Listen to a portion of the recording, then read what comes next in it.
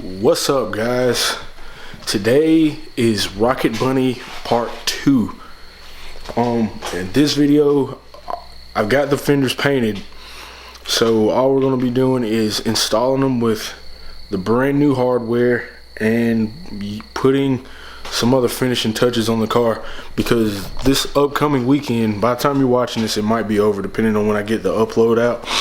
But this weekend I'll be going to Import Alliance in Atlanta, so I'm trying to have it ready. So in this video we're going to do a couple of finishing touches on the car after I install the fenders. But I'll show you what I'm doing. Okay, so here are the fenders back from paint, and they look pretty awesome. Here's the other side. Okay, so here is the hardware that I'm going to be using to install the fenders. They're specifically called fender flare hardware from a company called Downstar. And I gotta say, these are some really high quality pieces of hardware, but they are expensive as crap. They're literally like $3 a piece, but this is what all the cool kids use, so this is what I'm going to use on my build too. And yeah, details, it's all in the details. Also, if you watched part 1, I said I was going to use this to put in between the fenders and the car as kind of like a waterproofing and to kind of protect the paint from scratches. So yeah, I'm going to be putting this on too. And yeah, that's what we're doing.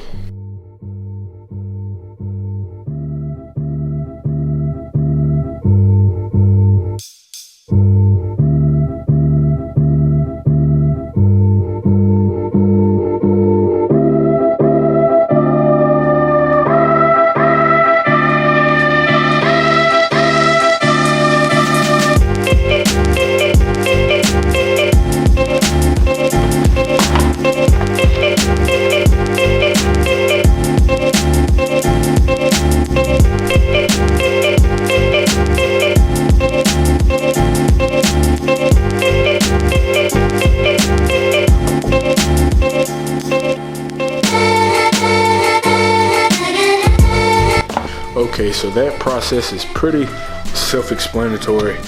Just peel and stick along the edge, and that's it. And just do that with all the pieces. If you only have fender flares, then you can get away with 2 packs. But if you have an entire kit, you probably want to get like, I don't know, 3 or 4. So all right, yeah, let's move on to the hardware.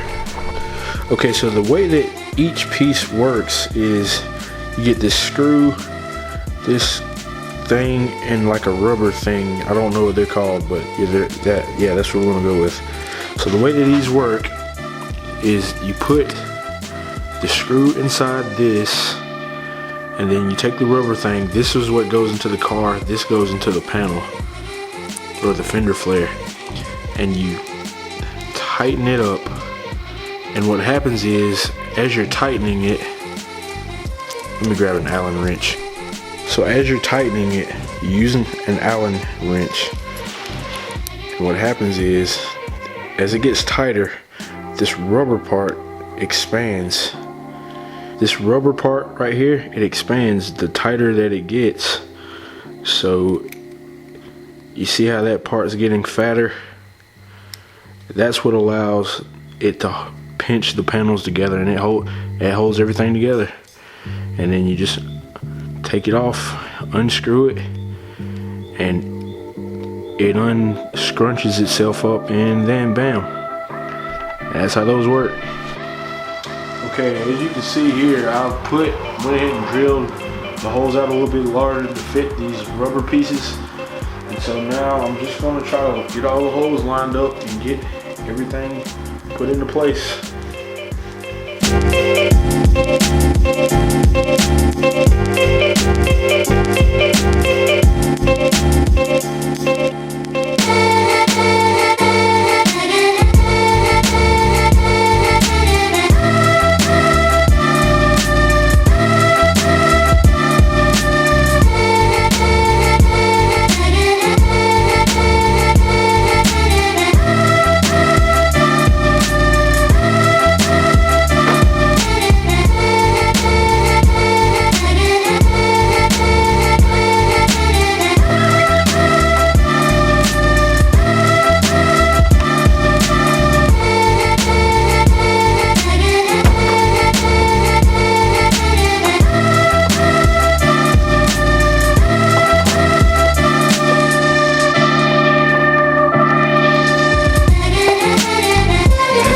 that one. We got a few more pieces to go.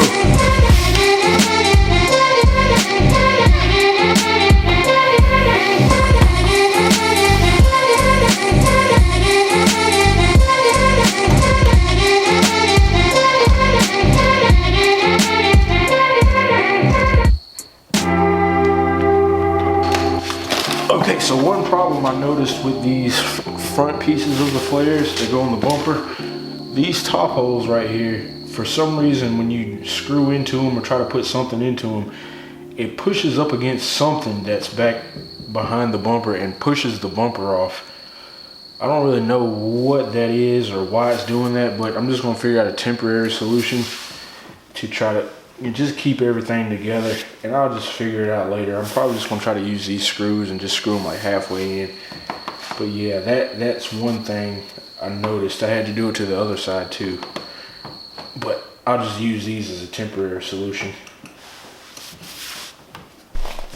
Okay, so one quick thing to note, as I've been doing this, I found that it's much easier to go ahead and assemble the hardware inside of your fender flares, and then once you have the holes drilled, it's easier to put it on and try to line the holes up, and then once you push them in, tighten them down like that, instead of just putting in the rubber part and then taking the metal part of the hardware and trying to find the hole to screw in while the rubber part's in. So it's a little bit easier to do it like this. Just go ahead and assemble all the hardware into the holes on the fender flares and then put it in the car. And I found it's a little bit easier to do it like that.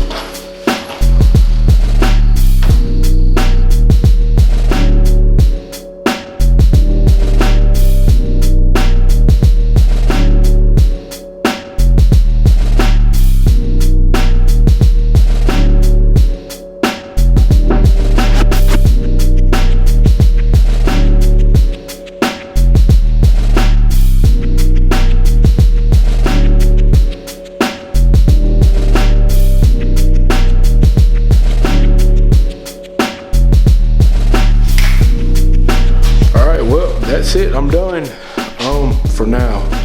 Done with this, not done with the car. But yeah, that was a lot of work, but it's worth it. Truth be told, I made some mistakes, and I'm by no means a professional, so it's not anywhere close to perfect how I would like for it to be. But I'm definitely proud to say that I did all this on my own with didn't take it to any professional or anything. So this is a complete DIY project, and I'm proud to say that I did it by myself. Everything I've done to this car has been me and, you know, a buddy. So yeah, whenever somebody asks, I did this, and I'm proud of it.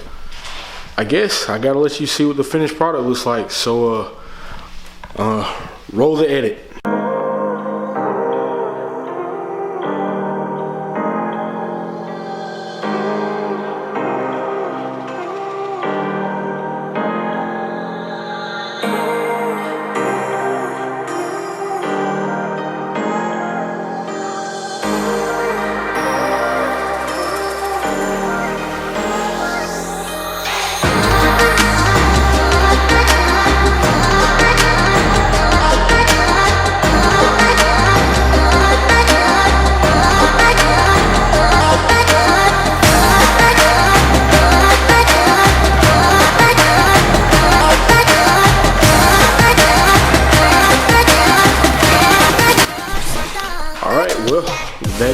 for this video. I hope you guys enjoyed that. Stay tuned for more videos, more installs. We got some special stuff coming for Demon's WRX. And yeah, man, it's been real. Thanks for watching. Peace.